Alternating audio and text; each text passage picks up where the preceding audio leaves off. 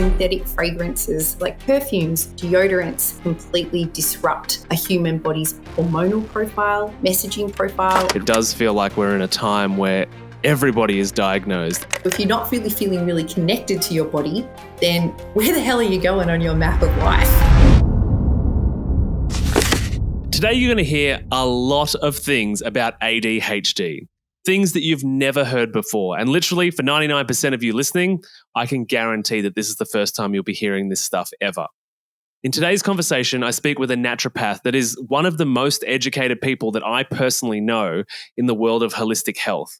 She's a polymath and goes extremely deep on this episode about why children and adult nervous systems are all of a sudden, in the last 10 to 20 years, hijacked beyond belief to the point that it seems no one can focus, everyone is unsettled and triggerable, and that we're all now snowflakes with no mental resilience. Today, we're going into ADHD, right to the core, why it happens, how to reverse it, and how to detox your body from the things that cause it. So without further ado, let's get into it. What's up, my healthy friends? Nice to have you here for today's conversation. First order of business, though, is that you should know this year it's my mission to support 500 people to achieve real weight loss. And by real, I mean dealing with what's really weighing you down and not just the number on your scale. To look into what we do and how we do it, scroll down to the show notes or the caption below to book in a time to chat to me or someone on my team, and we can see if we're a good fit to work together on your weight loss journey or simply to help you to stop emotional binge and overeating and doing all those behaviors that lead to the weight gain in the beginning. All right, so I'm sitting here with Pia Kynoch, formerly appearing on episodes 363 and 389 of this show. Pia is a naturopath who spent nearly 3 decades collecting what looks like completely random qualifications: naturopathy, quantum biology, functional nutrition, qigong, breathwork, and really the entire package of holistic health education. She is quite the brain, and she's here to drop some of that knowledge on us today. So Pia, welcome back. On you, with you, for you, around you. Yeah, this is a co-creation, everybody. I'm definitely here to share this space with you and to initiate this deeper conversation of learning. I felt like it would be a really great idea because we're going to be talking about attention and hyperactivity, impulsivity and focus and awareness, is just to create a little bit more of that in ourselves in terms of attention, focus and awareness. And to do that, I'm just going to invite you to align through your posture. So I'm sitting down, but you might be standing up, or if you are moving around, maybe you could just pause just for a moment. And I'm going to take a breath, and it's almost like that breath elongates my spine, and I just feel an openness through my chest. So just noticing if you could also navigate a feeling of more openness and arriving through your own breath. And as you do so, I'm just going to invite you, if it's safe, if you can just look to a point in front of you, so beyond any particular object, and you're just going to softly defocus your gaze. So it's like you're staring beyond. I'm looking at a wall, so I'm staring at the wall, but beyond the wall. And I'm also just taking in my surroundings. So my gaze is starting to expand through the front, the sides, and the back. I'm engaging with as much of my awareness of this space as I can. The space above me, the space below me, the space around me. And in this defocused state, I'm just going to invite you to inhale gently and then double the length of your exhale. And you might want to do that one more time as you slowly bring your vision back to that initial focal point. And you might want to refocus on that and then refocus on what it was you were doing before, and then come back into an awareness of this conversation as we continue to chow down on the wealth of information that is related to how our mind and body system connect in a regulated, coherent fashion, or how it doesn't. So I'd like to know, Maddie, because I heard you do that. Did you feel a little difference, a subtle shift just in your body or in how you're feeling? Yeah, absolutely. I think whenever I do those kind of things, the first step is just that awareness or that beginning of self-observation that I noticed of like sort of stepping outside of myself a little bit and being like, oh, what's happening? Why am I doing that? Why is that itchy? Why? Oh, I Mm. haven't cleaned that up over there. Like just the initial awareness of my environment that I've been just ignoring because I'm locked into work mode, and then feeling my body a little bit more, I guess, consciously. Yeah. Yeah. And definitely feeling our body a little more consciously is certainly a practice I love to offer and invite anytime, but particularly if there is attention and focus issues. And I feel like it could be really important just to start this conversation just with an awareness of how I really like to approach anything that has been pathologized in our medical literature or psychological literature, or like a dis-ease or a disorder or a dysfunction. Really, what I see it is a disconnection from an ecosystem, the ecosystem of our own body, the ecosystem of the world around us. So it's like our inner world and our outer world. There's some lack of coherence and connection and collaboration and conversation going on. And so when I'm looking to initiate or inspire some remembering of well-being and our own inner sense of power, presence is definitely part of that. But if you think about how we would clean up literally an ecosystem, say if we just use the forest as an analogy, some of the first things you'd want to do is take away the toxins. Like if there was actually toxins in that ecosystem, you'd want to take them out. But then you'd want to clean up the soil and make sure that there was enough nutrients and water and light, and that there was enough air and movement. Yeah. Like that's how we regrow an ecosystem. And ecosystems, in recognition of it, like they are very dynamic. They're constantly evolving and they're changing. And sometimes there's a lot of composting going down at the bottom of the forest. Sometimes there's a lot of growth. There's different seasons. There's night and day and growth and death. And I feel like that's important to recognize that each of us are kind of going through that ecosystem journey, whether we're a little kid, whether we're a teenager, whether we're an adult, whether we've got a diagnosis with ADHD or something else, that our brain and our body are very, very plastic. They're very responsive, and they are ecosystems that can be kind of cleaned up and nurtured and grown and evolved in new ways. Yeah, I'm excited because of the stuff we talked about before we hit record, just about the way that you think about ADHD and ADD. And it really does feel like we're in a time where everybody is diagnosed. It's hard to know whether that's a symptom of our modern reality with screens, with light, with blue light or sugar, or whether it's also something that's happened in many areas of medicine, which is the expansion of the diagnostic criteria in order to sell more drugs. And I've done conversations on this podcast about cholesterol in that scenario and cancer in that scenario. And so I'm curious, or maybe a good place for us to start is just like, what's your thoughts on why we're here? Like, because it seems like the boom is like in the last 20 years, maybe in 10, like really, it's like out of nowhere. It's just like everyone's got this diagnosis. Yeah, I feel like it is important to recognize that it is a business, and it's a big business. Like they're heading towards a $20 billion trajectory by 2030. So in another 5 years or less than 5 years. And they have a growth trajectory related to that. They have marketing strategies related to that. There is, I think, over 40 million hashtag ADHDs on TikTok. So there's a lot of influencing going on related to celebrities and celebrity diagnosis, or celebrity, I want to say the word admission, but it's not like I'm admitting I've got ADHD, but you understand what I mean, putting their hand up to say that's been part of their life.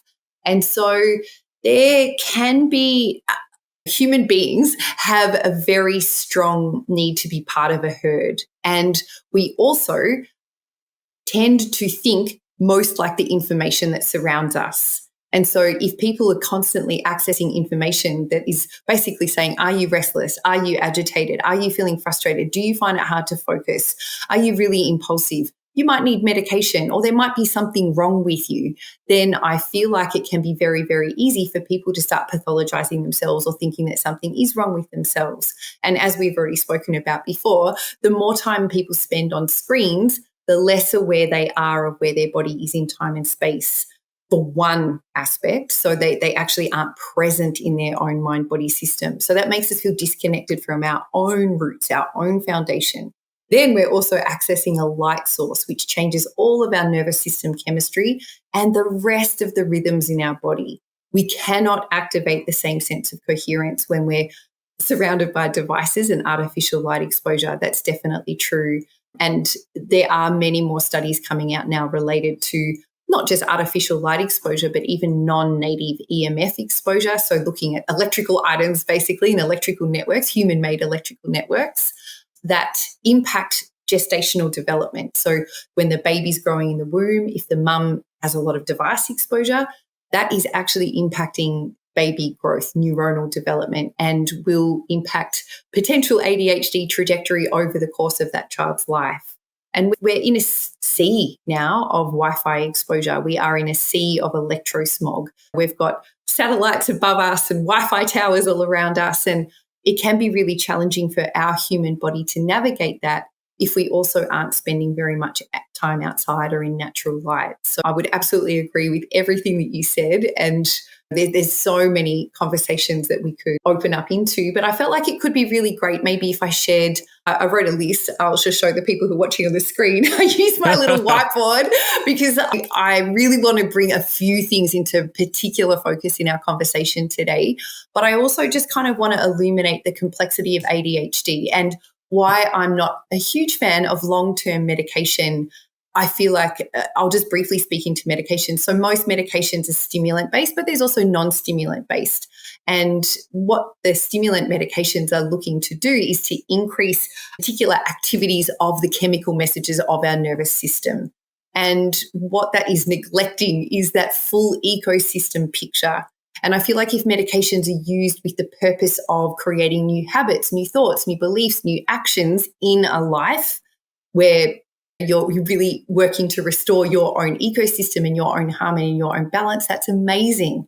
But if the medication is just being given as symptomatic relief, then it's other symptoms are going to appear over time. All medications have got their own side effect protocols, and stimulant medications actually suppress your own awareness of your appetite, like how you nourish yourself, of the water coming into your body, how your body can move information around is going to be hampered if you're dehydrated. So, that's just the first kind of little bit into medications, and that's not what I want to focus on, but just as an insight into the fact that medications are really being supported as a solution, but they're certainly not the only solution. And so some of the things that I like to look at is, and what not many practitioners seem to know about, is that, say, lead exposure. Lead is a heavy metal. It's been around forever. They've used it in all sorts of ammunitions and wars around the world. They used to use it in house paint. It's been in cars. It's been in many industrial products. It's been in cosmetics. Like, lead pollution is basically everywhere. And some bodies, like some human bodies, will pick it up more than others. Lead accumulation is found basically in every case of ADHD. The more lead accumulation there is, the higher the neurotoxic level. Yeah, wow, but not many people know that. No, not every. I'm surprised with the word, like it's a part of every case. Well, look, I'm never going to say every. N equals 1 every time in terms of studies of the human body.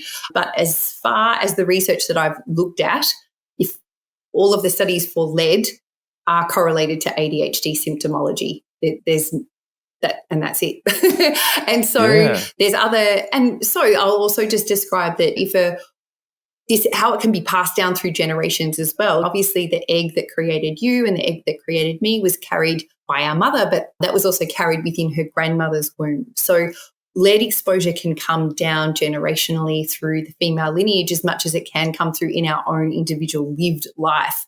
If we grew up in a house in Australia, and I'm pretty sure New Zealand this is true for too, that was painted sometime before like the mid-70s, there would have been lead in that paint. And if there was, I don't know, heaps of lead car batteries around that leached into the earth that you were playing in as a kid, that's how easily it can come in. But when a woman is pregnant, if she doesn't have enough calcium through her diet, the body will take calcium from her bones, to give to the baby for its growth trajectory. As calcium is taken from the bones and passed to the placenta, lead will come out of her bones at the same time and move into the placenta and move into the fetus. And so the mum has no idea that's happening. And so that's why you wouldn't know that. And so the only way that you can really test for that, you can do hair mineral testing and other sorts of testing, but looking at lead exposure or anyone that might have concerns that might be true for their family, or they know that it's a concern in their area, or their dad or their mum was a painter, or there's a few different things. But mercury and not that long ago, leaded petrol was a thing, right? Yeah, exactly. I remember filling up the car as a kid with leaded petrol. Yeah, and I used to really enjoy smelling it as a child. Same. so Maybe we needed extra stimulation. Definitely. I mean, I tick every single box for every single ADHD symptom. I'm letting everyone know that now. I got tested when I was a kid, actually, before it was cool, but they just assumed that I was just curious, really. The other thing about pathologizing ADHD, why I'm not a fan of it, is that even say if someone's got lead exposure, it does change the pathways in our brain. It doesn't mean that you're less intelligent. It just means that you have to activate different areas of your brain. And in fact, that's potentially why some people with ADHD are insanely creative and very innovative and can link very abstract concepts, because their brain is not neurotypical, it's neurodivergent, like it does activate not the same as most of their peers or most of the general population. And so maybe some of these neuroexcitatory or neurotoxic impacts in some odd way are still allowing us to develop and still reach our own potential. We're just doing it via a different pathway. We don't all need to be the same. We don't all need to be the sum of all the averages. It's just whether it is disabling us and creating dysfunction and disharmony. That's when I feel like it's really important to address. And my childhood and my young adult years, I mean, I just was so unhappy inside of myself. I mean, I was high functioning. I was doing lots of things, but my depth of unhappiness inside myself was very profound. And that's what I would like to ensure that other people don't need to live through. And if we can find different ways of managing our own presence in ourselves, then I feel like happiness generally flows from our own presence. So just looking at things like heavy metal toxicity can allow our body to not be so toxic, like our ecosystem. There's less toxins in the forest, basically, and it just means that our soils are actually going to have the nutrients to help us to grow and develop. Whereas if we've got lots of lead or mercury, and mercury can come from fillings, it can come from fish, it can come from vaccinations, it can come from medications. Like there's a lot of different things. Aluminium also is a big one, come from all different sorts of products and including vaccinations. They know that can change neurodevelopment, it can be neurotoxic. Things like fluoride exposure. So fluoride's in our general water supply, our municipal water supply. There's no safety data on fluoride in water. So fluoride on toothpaste, yes, like applied to teeth directly, has been shown in a small way to reduce dental caries, like the holes in teeth. But fluoride, we're not meant to ingest fluoride. And that's what's been in our water supply for a very long time. There are many more studies now coming out showing that it has dangerous levels of neurotoxicity and that it can really impact our pineal gland. And our pineal gland is what's listening to cues of light, for those who did listen to previous episodes. But our pineal gland helps set up our sleep rhythms and our detox pathways and our repair pathways at nighttime, because it's releasing melatonin, our hormone of darkness. And so imagine if any little body or a bigger body had fluoride exposure that was chronic for them, was constant, and it started to build up in a little gland inside your brain. And that gland then couldn't work the same way anymore. Well, that's what fluoride exposure partly can do. You said something before, which I thought was just worth looking into, or at least I wanted to comment on, was that we don't need to all be the same. And I feel like one of the consequences of pathologizing everyone that's a slight deviation from the normal numbed out Westerner, that's high on sugar, high on screens, high on everything, that's kind of brain dead. And I'm obviously being satirical a little bit there, but it's like any deviation from that, and you've got a bit of character or a bit of energy or a bit of testosterone, whatever it is, there's got to be a medical label for it. And it's like, and I'm thinking, I heard a thing the other day by one of the AI whistleblowers that was talking about the concern for the entire globe soon having one voice because it gets its data from one source, one server. And so I feel like I'm using that as a bit of an analogy. But like, our government's trying to get us to be one bland, boring personality and everybody else is sick. You know what I mean? So a lot of our educational systems, though, that's what they're doing their best to do, to conform a child, a preschooler, and then a child, and then a teenager into a set model of education. And not everyone learns the same. Every person on the whole earth knows that. If some people don't, if I tried to give you verbal instructions of how to find my house right now, some people are like, oh my God, you just said a lot of words, but I've got no idea how to get to your house. I could give some people visual instructions and that might work better. Some people, I draw them a map or create some feelings around it. Like we all learn in significantly different ways, and none of that is addressed or met in our schooling systems, generally speaking, because there's not the training behind it, there's not the budget behind it, and potentially there could be some conspiracy theories behind it in terms of modulation of the way people think, how they behave, and how they conform, and therefore then how they work and support economic structures without being disruptive to the businesses that have made the most amount of money. Yeah, which is interesting because it seems like a lot of very successful people fall into this category of hyperactivity and brains working a little bit differently, and maybe there's something to that, right? Well, that's true. And there's also a lot of very, very unhappy people. There's very high suicide Oh, rates for sure. in undiagnosed ADHD. There's high traffic accidents. Like there's a lot of different things that go on in a very dysregulated system, which is why I like to create these conversations about how we can create regulation.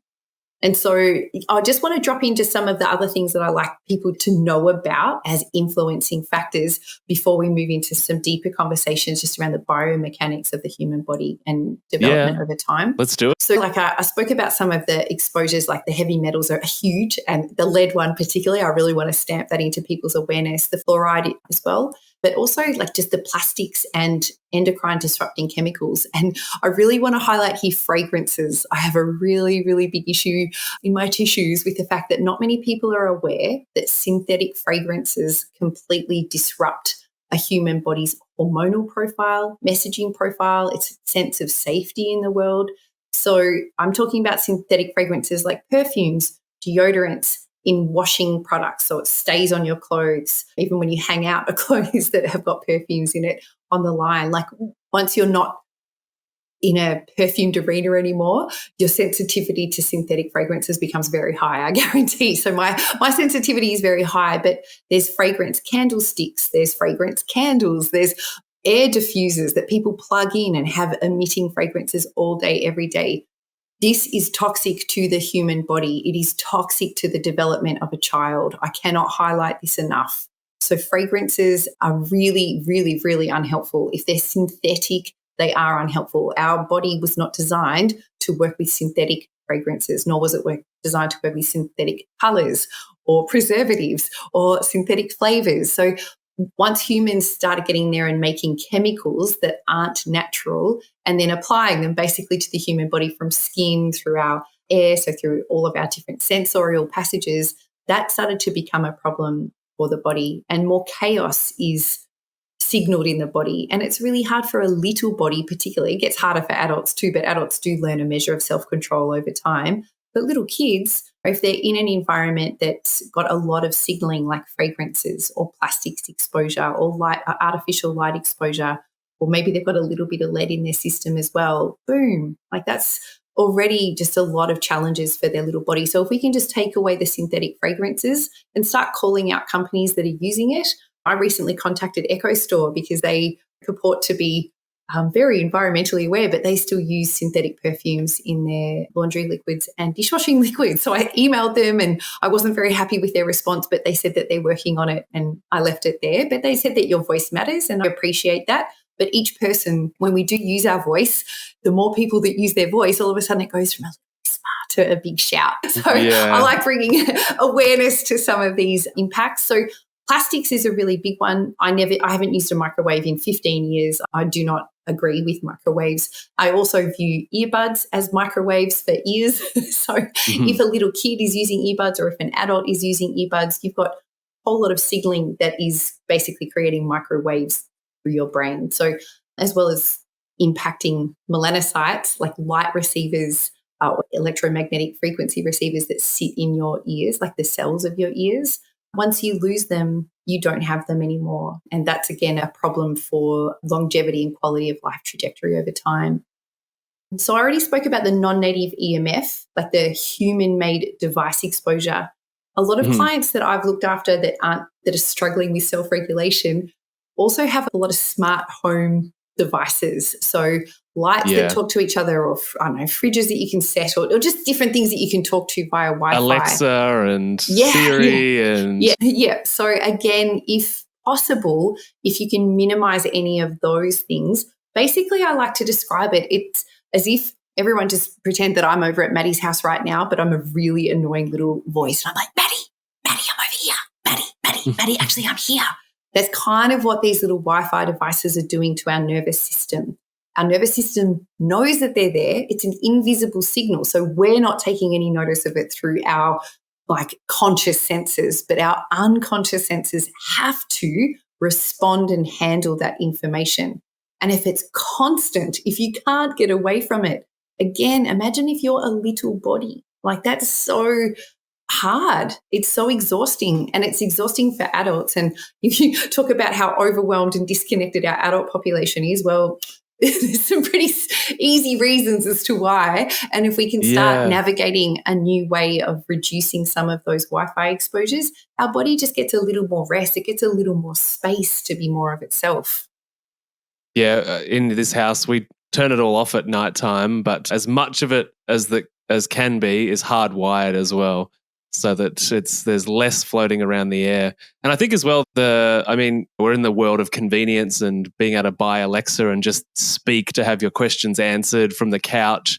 Mix that in with when you talk about deodorizers and scents and smells for the bathroom and for the house. I think of going to a grandma's house where it just smells like perfume or pot puree or whatever all of the time. And in my family, I'm always banging on. I'm like, you got to get rid of these. They're wrecking your thyroid. They're getting in your brain. And everyone's just like, oh, Matty and his hippie opinions, as if these would be sold if they're unsafe.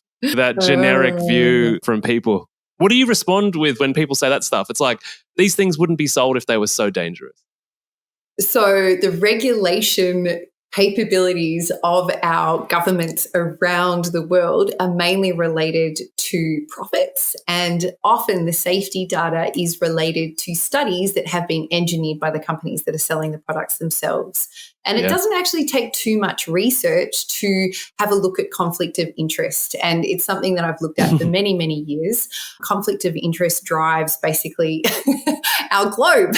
And so it's very, very hard to reconcile the fact that our governments are aware that many of their policies, many of their regulations aren't actually keeping our population safe. And it's not until the data becomes fairly overwhelming that things change. And so for quite a while, I've been saying that 5G towers are really not helpful for human health. And quite a few people have had a crack at me on social media, but the studies that are coming out now are getting bigger and bigger and bigger. And there are a lot of European countries that take these sort of regulations more carefully than it seems Australia and US governments do. And they have stricter regulations around that. They also have stricter regulations around preservatives and colours in food and additives in food. And so, look, it's coming. And for people who choose to remain not curious about it, I think that's I don't want to call anyone silly, but when we remain rigid in our capacity and awareness of understanding, I think rigidity often leads to breaking. And we're going to break when we realize that what we've been holding on to for a long time just was old news. And the whole point of being alive is to continue to learn. And when we bring a lens of curiosity, and not to say that someone's wrong or right, but it's like, well, what is it that I don't know? And they were the questions that really led me on to study more and more and more and more. Like, what is it that I don't know? That was interesting. And what else? And so the more that I've learned about our human body, we are electric, we are magnetic, we are light beings. There is light receptors in every single compartment of our body, from our skin to our eyes, to our hair, to our ears, to our mouth, to our lungs, to our heart, to our gut, to the middle of our brain, to even more parts of us that I haven't even mentioned yet. Every single part of us has a relationship to light. It has a relationship to electricity, and it has a relationship to magnetism. If you ignore that and you just believe that walking through a modern life that basically is very electrical and very magnetic in terms of all of its device exposure, and there's a huge amount of light, then I find that really interesting that you wouldn't want to be curious about the impacts of that on your DNA.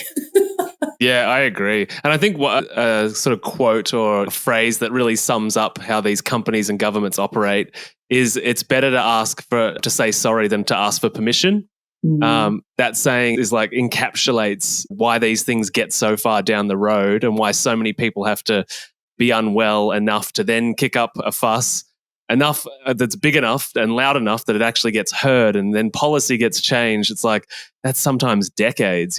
Totally. Well, as I mentioned, no safety data on fluoride, and that's been in our water for a long time. There is no long-term safety data on 5G, and that has just started being rolled out across countries and will remain in our lives, hopefully not too long, but I would imagine a while before the data comes out stronger and stronger and stronger.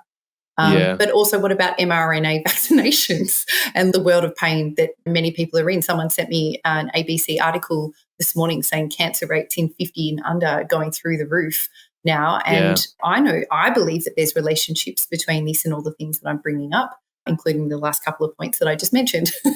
I'm 100% on board with you. So, yeah.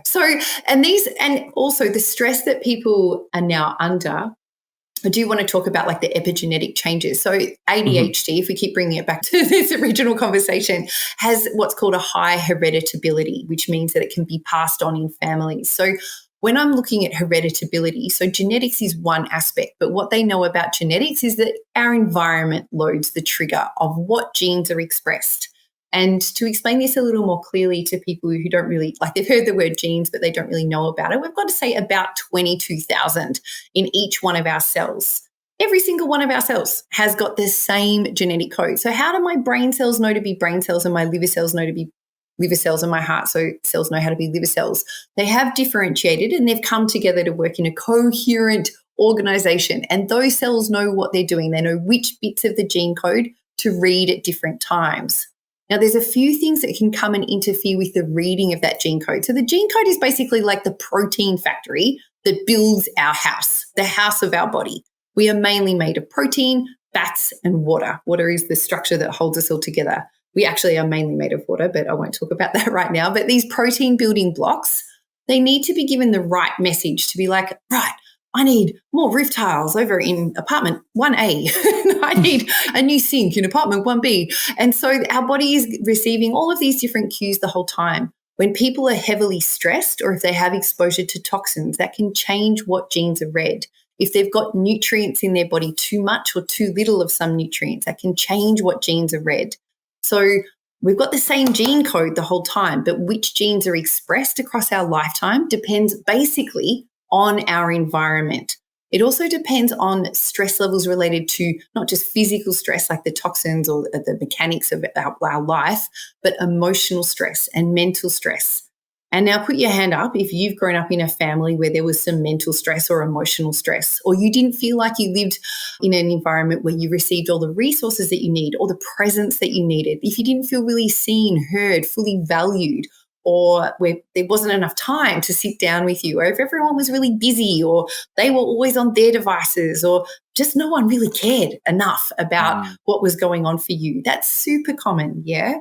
And that means that we also get messages in our body that shift which genes are expressed. And until we take responsibility of our own presence within ourselves, until we give ourselves that lens of I see you, I hear you, I feel you, I receive you to yourself, that really also makes it very hard for gene expression to change.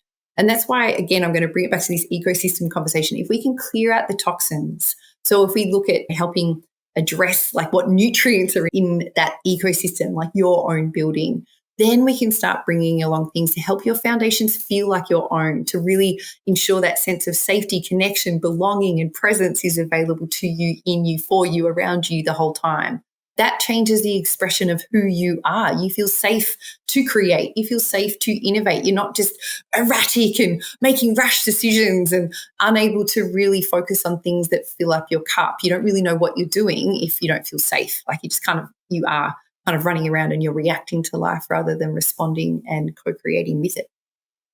So if I'm understanding the analogy, it's like if we clear out the toxins, it's likely that we're able to achieve a level of stability of which we've not, mental stability or cognitive stability that we've not previously experienced due to those toxins like lead sending us down, our neurons down a different path. Well, so toxins can also be light. You can have junk light. You can have junk food. You can have junk interpersonal relationships. Toxins are quite a few different things.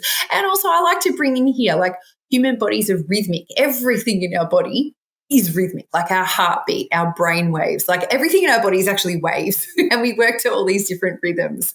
And so what music are you listening to? What kind of TV shows do people watch? Are kids in front of screens a lot? What noises are they surrounded by? Is it something that you feel like or believe would create more harmony or disharmony? Because that's also what's shaping our body's sense of if it's toxic or if it's nutrient based. And so life is all around us. And so even though we might not directly be bringing it in through our mouth or through the placenta when we were growing in the womb, we still are taking in and bringing in our life experience the whole time. So I just, definitely, if we clear out the toxins, then we can create some stability and then we can really hone in on the nutrients. And so when I'm honing in on the nutrients, that can change genetics or epigenetics. So things like MTHFR, people might have heard of before, but that's mainly related to things like folate and B12 as nutrients, and zinc and B6 are really important for pylorrhea. That's another condition related to ADHD.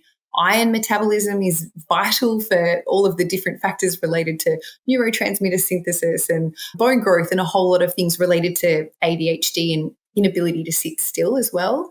But I want to come back to the MTHFR, for instance, through toxins in the diet.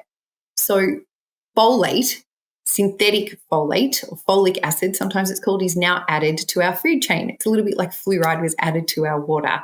So synthetic folate or folic acid has been added to our food chain, and in no way is it the same as natural folate that we find in leafy greens and nuts and things like that. So the consumption of synthetic folate, you will see it across every brand of cereal, every brand of bread, anything that has added flour that's not organic or added wheat products that's not organic will have added folate with it. This synthetic added folate completely changes your one carbon metabolism, it's called. And it basically means it changes your ability to make neurotransmitters, to detox effectively. So if you've got things like heavy metals inside your system, it's going to make it really hard for them to come out, or detox other things that life presents you with. If you don't have the right neurotransmitters, it's really hard to be present. It's really hard to feel like yourself. And so that is so ubiquitous through our food chain now, or like it's everywhere. That's what the word ubiquitous means for people who haven't heard that before, but it's everywhere in our food chain now. So you add things like the fluoride in our water and this folate in our food chain. And just those two things is pretty huge for a growing body. We can be born with a marker that means that we already, in our genes, that means that we already have an issue with folate metabolism. That's what the MTHFR polymorphism means. So there's something that's kind of switched one of the genes around that means that we have a lot of trouble with synthetic folate. Like it's hard for our body to process it properly anyways. Synthetic folate comes along and completely shuts down that path. And so this is, again, where I'd be looking at toxins, and a lot of people wouldn't consider breakfast cereal like a toxin, but it could be for that individual that I might be looking after. If I felt like they were struggling to make neurotransmitters or struggling to detox, I would be looking at removing synthetic folate from their pathways. Yeah, I had that conversation a lot with people in general during Yali's pregnancy in regards to the difference between actual food folate versus folic acid versus folate fortification in foods. And got a lot of eye rolls, obviously. But no, it's deep. And as usual, those eye rolls come from people who are not educated in nutrition whatsoever. It's just this idiot's going against the mainstream narrative. Well, I mean, I see that as a rigid person that has forgotten that curiosity is what creates a great life. And actually, I'll just share this for people who haven't heard of Ellen Langer before. She's a Harvard professor. She's been in the game for like 45 years. She has been a trailblazer woman, PhD researcher for one of the top educational institutes in the world. And so she studied psychology deeply and mindfulness in people, not mindfulness as if I'm sitting down and going into a yoga pose. Mindfulness is in how much curiosity can I bring to this moment and then to this moment? What is it that I don't already know? How much more could I learn here? I wonder how many more opportunities to enjoy this moment there are. And it's an interesting thing with my clients with ADHD, when I bring in curiosity-based exercises, it can really help them stay more focused on what they want to do, because as soon as their brain decides something that's boring, they automatically lose the presence of their body. They're kind of projecting out into the future, or they're ruminating in the past. They're not really in the present moment. Whereas curiosity brings you very presently into the moment. So it's really helpful, for treatment kind of protocols. And it's really important to live your best life. Imagine if you came home to your partner and you're like, I wonder what 5 new things I could notice about their body today, or about their hair, or about the colors that they've chosen to wear, or about the way that they look at me. When we bring that level of curiosity to something that we already think we know very well, it allows us to drop our assumptions, our biases, our old predictive perspective, and allows us to open up into a whole new world. And it's very, very powerful to allow dreaming and fun and lightness and playfulness to move in. Yeah, no, I really appreciate that viewpoint. I'm more inclined to just call them a dickhead. I just feel like that blocks conversation. It's also kind of rigid. I mean, there's nobody that listens to this podcast that doesn't agree with the idea that modern medicine has some degree of rigidity. Oh my gosh, I'm with you. Totally. I mean, I've been called woo-woo enough times. It just is water off my back. The other nutrient that I want to just briefly speak into as well is seed oils. So obviously the omega-3 to omega-6 ratio is very skewed now in our modern world, but the impact of seed oils, again, ubiquitously used across all food items. Even food items that I used to buy that came with olive oil previously now come with a seed oil, not an olive oil. So reading labels and paring back your foods to only have really good quality oils and really reducing seed oils will also go a long, long way. And to explain why, when I relate it to nervous system, our nervous system has a lot of cells that are communicating both in the nervous system and all around it. Yeah, our nervous system is our main communication portal. Every single one of those cells has a cell membrane, and that cell membrane loves omega-3s. It doesn't love an excess of seed oils. Seed oils change its fluidity, its ability to move and conform and change shapes and create receptors and have a healthy interface between other cells and itself. And that's a big problem for a body, particularly a growing body. So seed oils is another one that I want to kind of highlight. And then as a child gets older, obviously they're starting to chew. And it's important for kids to have soft foods. But as soon as they can move into hard foods, and this is very true for adults, if you eat too many soft foods, you will change your jaw development, you'll change the communication in your body. Soft foods are also what I consider, if that's the majority of your diet, that's basically toxic to our system. Our body is just like, what's going on? It changes the way it absorbs and utilizes in our body, and it can spike blood sugar, but it's a lot to do with this mastication or chewing signaling here that then creates deformity basically through the rest of our body. We are designed to chew. So I want to highlight that too. Well, I feel like a good example of the deformity that many of us have experienced is that we need to have our wisdom teeth extracted. That's a sign that the size of the skull and the jaw has declined or fallen inwards because those teeth once had space. And in some people's heads, and like my giant head, I've never had a wisdom tooth removed because I've got enough space in this enormity that I carry on my shoulders. Well, great. This actually leads me into disordered breathing. And so I have a very narrow palate, and I have had 4 teeth taken out. And I had, I don't even know what it's called, but an orthodontic device that helped me move my bottom jaw forward because I had an overbite. Oh, I did that too. And so that I do have significant TMJ issues, partly because of that and partly because of a whole lot of things. But my tongue doesn't have a lot of space to suck back on the palate of my mouth. Now, the position of our tongue in our mouth is a signal system-wide for our whole body related to our stress response. If it's relaxed and kind of sucked back on the palate of our mouth and it has plenty of room to kind of sit there comfortably with the edges of the teeth, you will be much more able to easily access your parasympathetic nervous system than if it doesn't fit in your mouth properly, or if it's on the floor of your mouth, if it's on the bottom of your mouth, or if your tongue is tipped up into your palate in a strong way.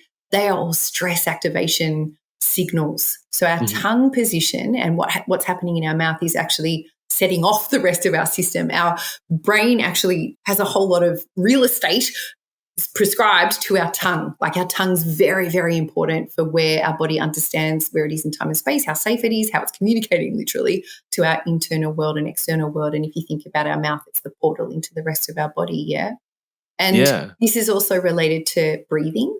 disordered breathing is absolutely related to attention and focus and energy and anything that could be related to ADHD.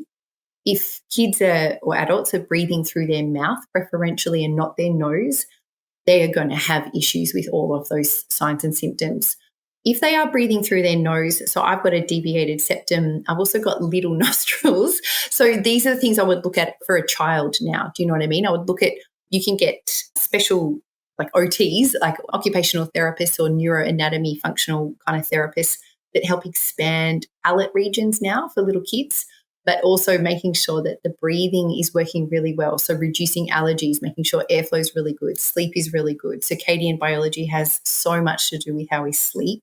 So if artificial light exposure is excessive or at night, a child or an adult cannot sleep as well. Their respiratory function will change. It much more likely leads to mouth breathing over nose breathing.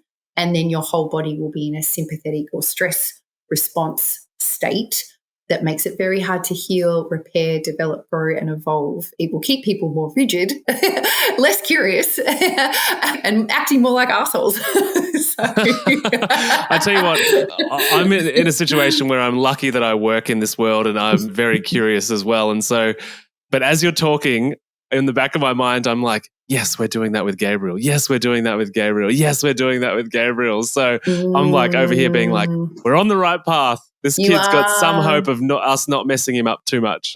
Yes.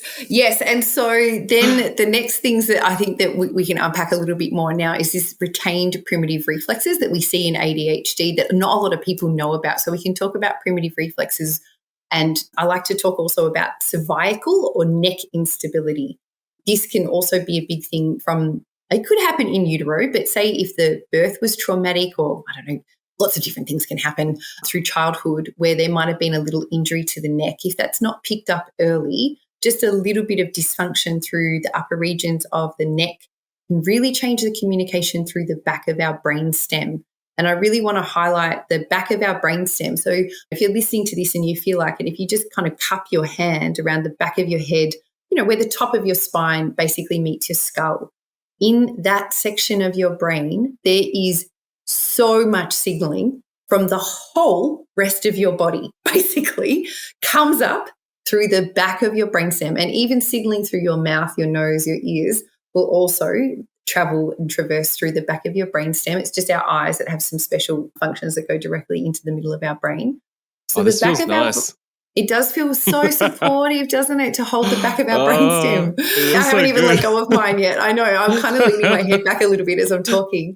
And so this back of the brainstem area is huge for signaling for the rest of the brain. And so if there's any dysfunction through the neck, or if there's any postural collapse, like if I'm sure that we've all either ourselves or seen it in another person when they're very sad, upset, or angry, or depressed, or really not themselves, their shoulders will curve in a little bit. They'll collapse through their midline. Or if they're on a screen, you see it every time. They will be looking at a screen and getting down and lower and lower. Their neck position comes lower and lower. I mean, our head turns into a massive weight the more our head posture is forward. But that crunching through the back of our brainstem completely changes our body's sense of safety, basically, in itself. All of those postural signals, that change in breath rate and heart rate and the squashing of our whole abdominal area, will be sending messages up through the back of the brainstem going, hey, I'm not really that comfortable. I don't really feel that good. And it changes which parts of the rest of the brain we have access to. So our brain connectome, you can think of it like a huge wiring system, really gets led onto by this first portal of connection through the back of our brainstem. And so if the back of our brainstem is sending messages going, not feeling that happy with my posture or my breath rate or my heart rate right now, or if they're really slumped over and I'm just not feeling that good in the skin that I'm in, you can't really access your prefrontal cortex, like your decision-making, your impulse control, your sense of awareness of self, your sense of social connection and grace and ease and flow in the same way. It's just not possible. And so I like to do a lot of work around kind of awareness of the back of the body. Maybe I'll send people off to different practitioners to look at cervical stability, because if they've got any dizziness or vertigo, if they're not sleeping well at night, if they've got poor posture while they're sleeping at night, if they're not breathing well, it could all be coming from the back of their brainstem or their neck region.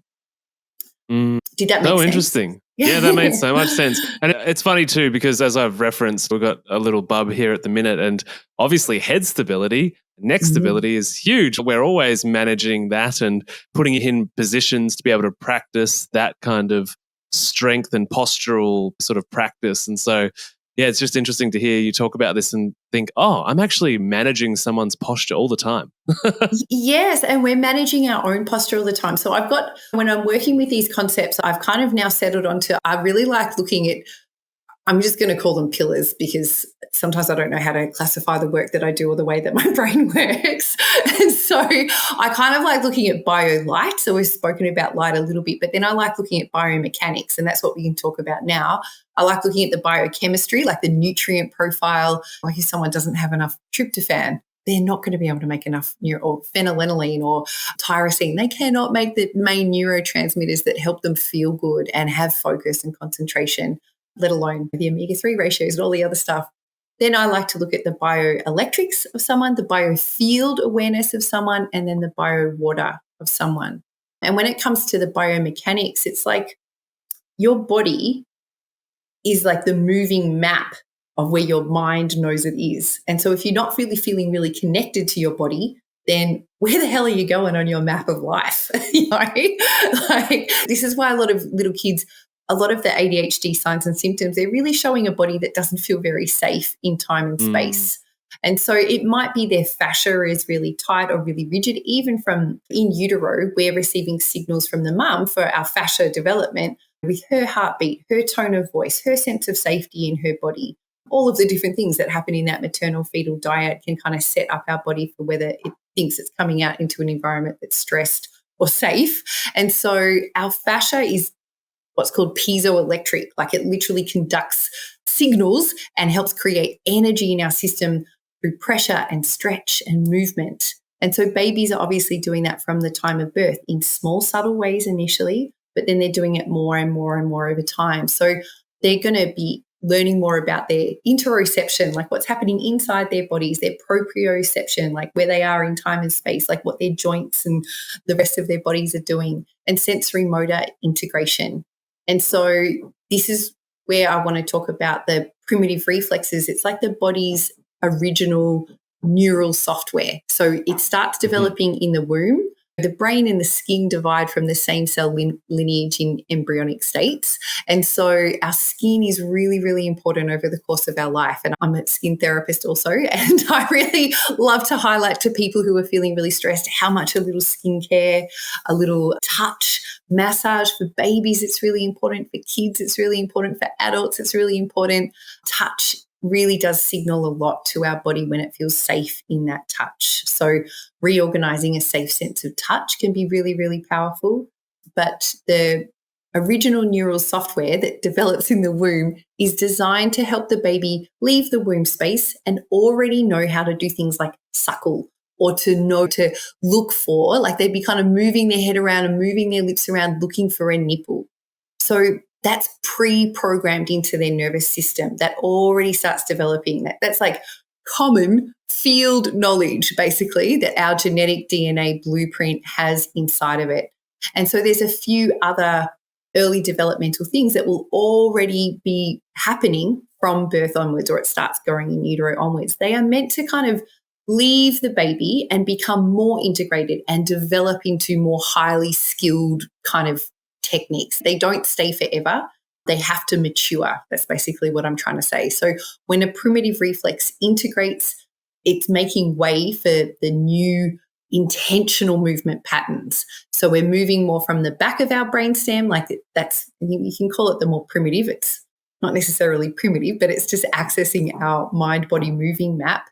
And the more intentional we are with our movement, the more we're accessing more parts of our brain, reaching all the way up into our prefrontal cortex. And so if something delays or disrupts this reflexive process, that could be chronic early stress or trauma, or the cervical instability that I just spoke about, or if they're really tight through their fascia, maybe they did think that they were going to be born into a really stressful environment and their vagal nerve development wasn't that good. They might have had croup, or maybe they got an infection, or maybe they were born early, or maybe they were born late. I mean, you could add in lots of different things there. Maybe there was just different levels of inflammation. We can call that. Maybe there was some underdeveloped postural tone, like muscle tone. And sometimes that can be due to nutrients, but sometimes that can just be due to a lack of movement opportunities in early childhood. And sometimes some families just aren't aware of how much time a kid should spend on the floor or how to set up an environment that's really safe for the child to be on the floor, or just to have the time and the capacity to be really present with the child. So sometimes kids' physical needs are taken care of, like the food and the shelter, but the emotional needs of someone being very present with you aren't there. And so can you imagine if you're a little baby, if you're on the floor, you're very vulnerable. So if someone's not being very present and attuned to you, it's going to change how safe you feel in your movements and your curiosity and how you integrate that. Yeah. And so that it's the integration that's really, really important. And in fact, if they're not fully integrated, what can happen over childhood, teenage and adult years is these primitive reflexes can literally re-emerge when we get really stressed and overwhelmed. It's kind of like we go back to basics. We go back to this kind of stage of our lives where we're like, oh, yeah, I never actually kind of got beyond that because I never really felt safe enough to. I kind of developed it enough, but whoa, it's still really present in there. Can you give some examples of what you mean by primitive reflex? Because I feel like that sounds like a bit of a textbook terminology, sort of. Like what's the behavior as a baby that matures, and what does it mature into, so that we can all sort of be like, oh, I do that, or I know someone that does that. Okay, so you would know that a primitive reflex is retained. Say if someone had a really strong startle response, like a really overactive startle response. So that's called a moro reflex. And so that person or that baby or that child, that adult would be overreactive to sounds or light or touch. They could have panic attacks come up, just emotional hypersensitivity, like a poor stress tolerance. There's something called the asymmetrical tonic neck reflex, ATNR, or there's a symmetrical tonic neck reflex. And so what you'll notice is that there's difficulty for that body in kind of crossing midline. There will be poor handwriting, poor grip control. Sometimes if you turn the head, other body parts will move, or an arm might move, which obviously if you were handwriting, that would be really hard if you're trying to concentrate and look at the teacher or whatever. And trouble tracking with the eyes. Sometimes that could be really subtle, but if you were asking someone to keep their head straight and track with fingers all the way out to the edges of their peripheral vision, then come back through midline and then go to the other side, sometimes you'll just see the eyes skip a little or just not really be able to follow. They literally can't follow those finger movements. Like they're trying to, but they can't. So that's signs of retained primitive reflex. A big one that you'll notice in ADHD, particularly for the squirmers, is something called a spinal gallant reflex. And it just means that they've got hypersensitivity around their lower back or waistline. And so there'll be a lot of fidgeting. They'll be uncomfortable either with their clothes or with the seat that they're on. They don't want to press back against the seat. It just makes them kind of go, ugh. And it's not super conscious, but they just really struggle with things kind of touching their back or being on their back, or if someone else was to touch their back. Does that relate to injury susceptibility as well? I mean, it does, because your postural control is challenged when you have unintegrated primitive reflexes. You just don't have the same strength, stability, and surety in your body. That's why they're retained, because they haven't developed into those higher awarenesses of self and ability to really fully control it.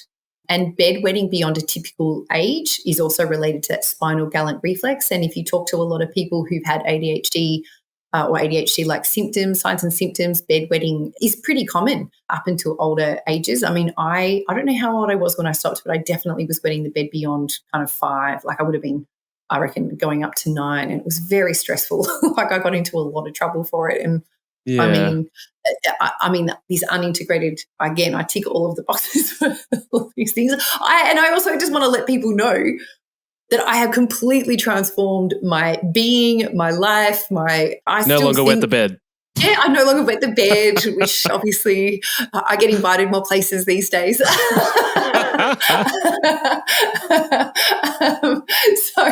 yeah, there's definitely some beautiful things that evolve in life when these integrate more fully. But why I'm saying that is just because sometimes people can be like, oh, yeah, I identify with all of these things that we've spoken about so far, and I feel really overwhelmed. I just want to say it's more to be like, if you can be curious about it, I wonder what else I could do to help my body or support my body. Or now that this has just been spoken about, I can understand that I've got that as a sign in me. Amazing. I can work with someone like a functional neuroanatomist or an occupational therapist or another person who's trained in retained primitive reflexes, and I can retrain my body to a deep foundational level. And from that level, I will be fundamentally different in my approach to life. I'm going to feel so much safer in my body.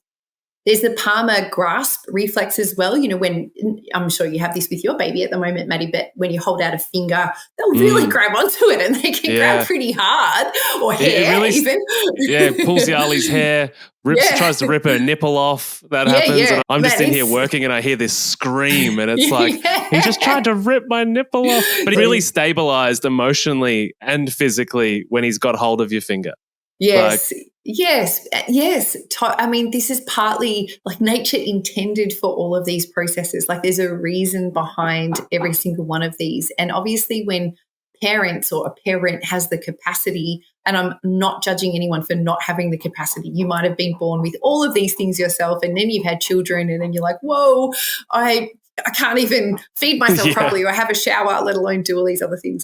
And so being really present with the child is what helps that child feel safe enough to be curious about what's next. Yeah. They can make mistakes. They can explore. They've got a safe base to come back to. They're not being judged. They're not being told that they're a dummy because they can't walk yet. You know what I mean? Like there's patience, there's kindness, there's compassion. And I mean, obviously, if we didn't receive that in our childhood, being able to offer it to another person is a learned experience. So there's what else was I going to say about the palmar grasp reflex? So that leads on to fine motor skills. And so if people have got challenges with dexterity or writing or even letting go of emotional experiences, that palmar grasp reflex could be part of it.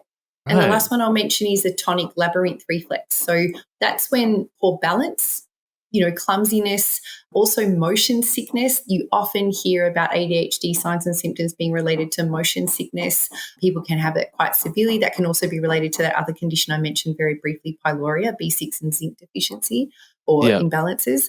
But fear of heights, and it's partly because when they look down, they're not sure what's happening with their body, and they feel so unsafe because there wasn't enough practice of the integration of the tonic labyrinth reflex. So that means that there's difficulty judging spatial relationships. And in my opinion, that means that sometimes there's difficulty just judging relationships. Yeah, gotcha.